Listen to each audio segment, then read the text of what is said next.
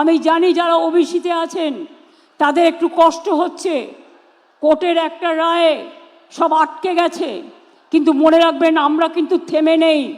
আমরা কোর্টে, সুপ্রিম কোর্টে বড় বড় আইনজীবী দিচ্ছি, তার কারণ আমার অনেক চাকরি আটকে গেছে কোর্টের এই রায়টা বেরোনোর পর। তার জন্য যতক্ষণ এটা ক্লিয়ার না হচ্ছে আমি চাকরিগুলো দিতে পারছি না, কারণ ওবিসি রিজার্ভেশনের মধ্যে দিয়ে আমি চাই যারা ওবিসি তারাও সুযোগ পাক, শিডিউল কাস্ট সুযোগ পাক, শিডিউল ট্রাইব সুযোগ পাক, জেনারেল কাস্ট সুযোগ পাক। মনে রাখবেন আমি যখন 17% রিজার্ভেশন করেছি, জেনারেল কাস্টের লোকেরা ভাবে সবার জন্য রিজার্ভেশন আছে, আমাদের কি হবে। তাই আমি কিন্তু আপনাদের কোটা কাটিনি।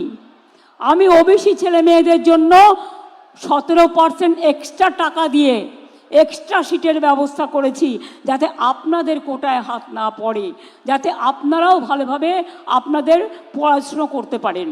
সবটাই করা হয়েছে, বাকি কিছু রাখা হয়নি।